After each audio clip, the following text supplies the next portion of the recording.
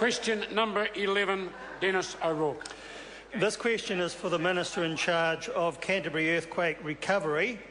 Does he accept the conclusion in the Human Rights Commission's report monitoring human rights in the Canterbury Earthquake Recovery that, quote, many people affected by the earthquakes continue to experience deteriorating standards of living and impacts on their quality of life that go beyond the immediate effects of the disaster?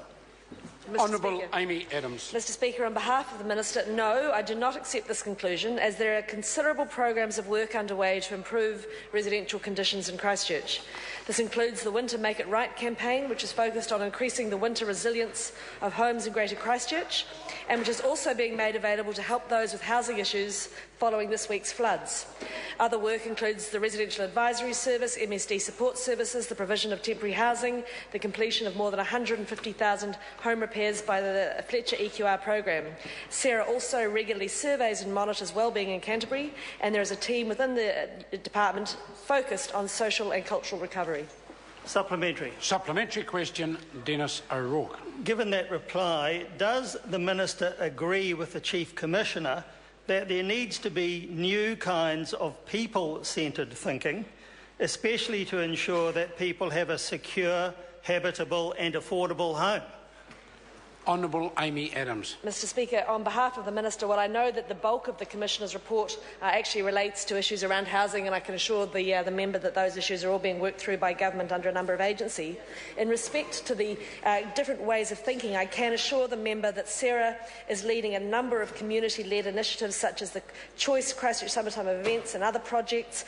We're working through supporting communities in their homes and in their own ways to deal with these issues, and I think we're doing it successfully. Supplementary. Supplementary question, Denis O'Rourke. What does the Minister say to the thousands of Christchurch people now facing a fourth winter since the quakes without a secure, warm, dry, affordable and properly repaired home? Honourable Amy Adams. Mr Speaker, on behalf of the Minister, I think that the Minister would certainly be the first to acknowledge that the times have been incredibly difficult for those in Canterbury who are still seeking to resolve their claims, but he would equally reiterate that this has been an event of unheralded proportions, and the fact is they are incredibly difficult issues that are being worked through. But I would suggest to that member that he, like all members in this House, ensure that members of the public in Canterbury are made aware of the services available to them, like the Winter Make It Right program to make urgent weather-tight and heating repairs to properties, like the temporary accommodation service to provide housing where that's needed, like the Residential Advisory Service and the complaint services to help them progress through their claims. Supplementary. Supplementary question, Denis O'Rourke. With already historically high home rentals still increasing faster than anywhere else in New Zealand, what does the Minister say to Christchurch people having to pay those rentals, such as the one who told me recently that the best he could do for a 4-bedroom house for his family was to agree to a rental of $980 per week while his own home is still under repair? Honourable Amy Adams. Mr Speaker, on behalf of the Minister, as I mentioned, a number of the issues referred to in the Commissioner's report relate to these housing-based issues, and they are being looked at and considered under the Minister of Housing, and I'm sure if he wants to put specific issues down to the Minister of Housing, he'd be happy to come back to him.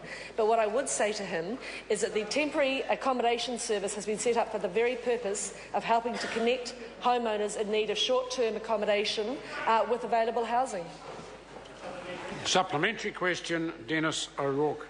What does the Minister say to the thousands of people who are still suffering interminable delays because their insurers and EQC cannot even agree whether their repair will be under the $100,000 cap or over it? Honourable Amy Adams. Mr Speaker, on behalf of the Minister, what we would say to them, as I said before, is that this is an incredibly difficult period for people in Canterbury. We are aware of that, we acknowledge that, but it doesn't take away from the fact that this is an unprecedented event, not only in its size, but in the complexity of the issues. Everybody engaged in the process is doing all that they can to resolve it as fast as possible. Supplementary. Supplementary question, Denis O'Rourke. What does the Minister say to the people whose homes are being repeatedly flooded because of dysfunctional and unrepaired drainage systems?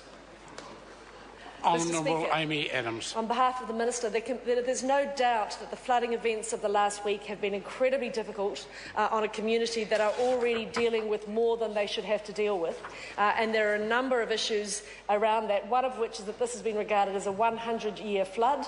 The timing of it is cruel and not fair on the people of Canterbury, but it is what it is. And the reality remains that everybody is working as hard as they can, and perhaps that member should direct his queries to the Christchurch City Council flood prevention strategy and see where that is at. Supplementary question, the Honourable Ruth Dyston. Has he apologised to John Key and Canterburyans for turning the Prime Minister's statement that, quote, "No one will be worse off as a result of these quakes," close quote, from a promise of hope and support to a lie? Mr. Speaker, Honourable Amy Adams. on behalf of the Minister, I completely reject the assertion in that question. Question number 12, Catherine Delahunty.